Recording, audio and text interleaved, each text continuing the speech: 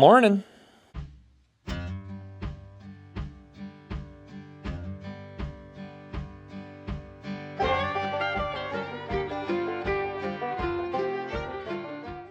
I was a little bit of an odd kid growing up. When most kids were growing up with things like Roblox and Fortnite, I was growing up with the Andy Griffith Show and the Dick Van Dyke Show. When most kids were buying fidget spinners and, I don't know, whatever the hell they buy nowadays, I was getting cowboy hats and cap guns. When most kids got their first phone, I didn't. Simply put, I actually didn't get my very first phone until I was about 20 years old. That's when I finally took the jump and bought a phone. And it changed my life. A few years back, I got my quote-unquote very first job. You know, a job that's not working on the farm. It's, a job in town. I was learning how to be a butcher.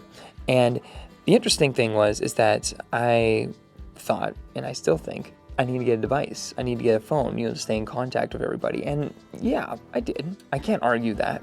I did. I wanted to be in contact with everyone. The problem is that the phone I bought came with so many issues.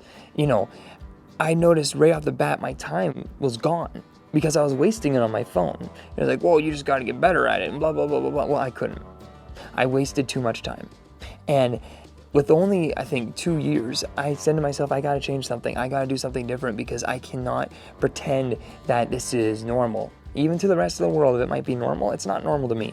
This is foreign and, frankly, disturbing. And so I went ahead and found this interesting niche called dumb phones or feature phones. What they are modern takes of what phones were back in the day.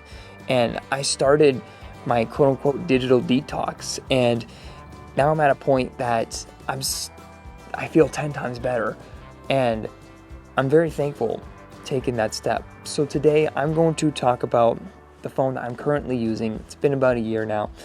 This is the Sunbeam F1 Pro. This phone is awesome. This phone does everything you need it, your call and text, but it also has a bunch of other little features that just make it 10 times better.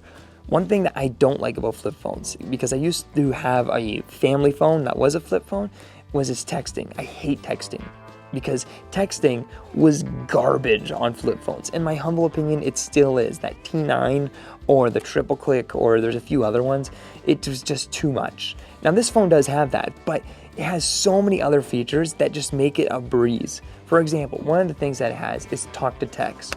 Talk to text is incredible on this phone, even better than Apple. It understands everything I'm saying, including things I make mistakes on. It knows what I'm talking about and it'll correct it for me. I love that. As well, there is an actual digital keypad on the top of the screen that I can use if needed in a pinch, and it works really well.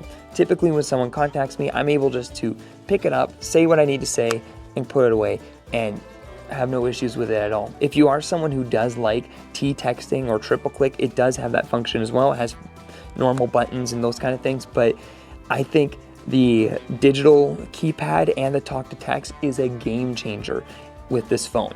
As well, call quality. This thing is 100 times better than an Apple device or an Android device when it comes to call quality. The quality on this thing, in my humble opinion, is a 10 out of 10. Now, the overall fit and finish is quite nice, even though it does need a few improvements, and I'll get to that in a bit.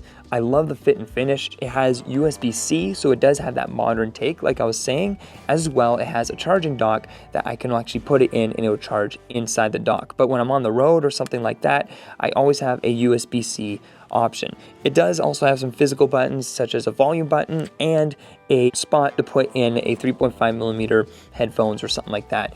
As well, this thing has Bluetooth if you want to go wireless, which is amazing, which brings me to my next point, which is music.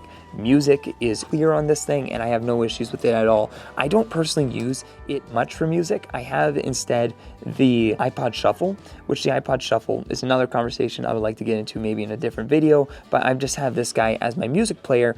But I do have a few things on here, mostly comedy shows I listen to once in a while. Typically when I'm out and about, I would put that on just to help me sleep at night.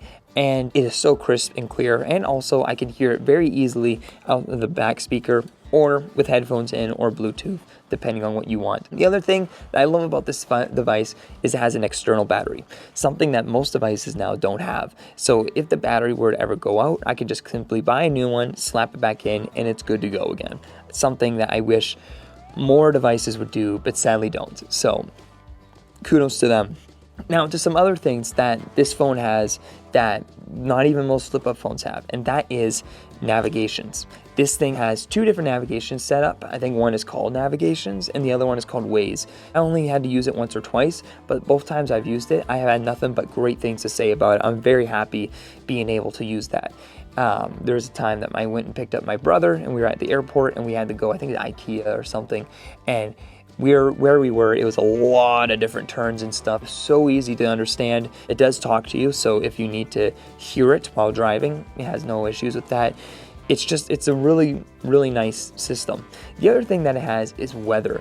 Weather has been a game changer, a huge game changer. Something that most dumb phones sadly don't have. To be able just to quickly pop up and check the weather like you would on your Apple device or Android device is awesome. I've had no issues with it at all. Overall, I would say this phone has everything I want without the things that I think I want. For example, and this is for my personal use, I don't want a browser on my phone. I find a browser, again, to be something that is too invasive. And the nice thing is this thing doesn't have that. It does have internet, so you can receive pictures and those kind of things, and I think there's some other things you can do with it, but it doesn't have a dedicated browser, which is awesome, which means I'm not wasting time on this thing. Typically, the most I would ever do is go and check the weather just for the heck's sake of it, because there's nothing else to do on this device, which forces me to be human. Their logo on this device is keeping you human, I think is what it's called, or something to that degree. And I like that, really like that about these devices, because they do, they keep you human. Now to a few downsides with this device, nothing too crazy, just a couple things that are frustrating. One being the camera, not a shocker. It doesn't have a great camera, and that's typically the case with most flip phones. You know, if it's either cheap or expensive, it tends to have a pretty crappy camera, and sadly, this guy is no different. It's not the end of the world, it's just kind of annoying, and it's just something I'm gonna have to deal with. The other thing that I'm not a huge fan of is once a year, they do have a service charge. I think it's like $30 or something like that Canadian, which is not horrible. The thing is that they are an extremely small company, and so for things like weather and navigations, they are asking for a once a year service charge. Now, my understanding is, and I hope they do this, that eventually once they get more popular, that will go away. But for now, that's kind of the option that we're kind of having to deal with a little bit. So you get what you get. Take like a million right now. Don't take videos at like 8 in the morning. Just trust me on this one. Hi, future me here. One thing that I forgot to mention, this phone may not work for you, but that doesn't mean that there isn't a dumb phone that does. Dumb phones range from things as simple as a step down from a common smartphone, all the way to like, can just make phone calls kind of a phone. The point is that dumb phones are giving you more control over your life. It was much easier for me when I had a smartphone to waste time on it than, well, work on my cabin or something to that degree. And I really appreciate that about phones, or these specific kind of phones, is that it gives you what you need, not what you want. Even Sunbeam themselves has like 18 or 19 different options for phones, ranging from things that have a lot less than the one I'm currently using, to even, I believe there's now one that has Gmail. The idea is just giving you what you need, not what you want. Anyways, I gotta get back to this. Thanks for watching.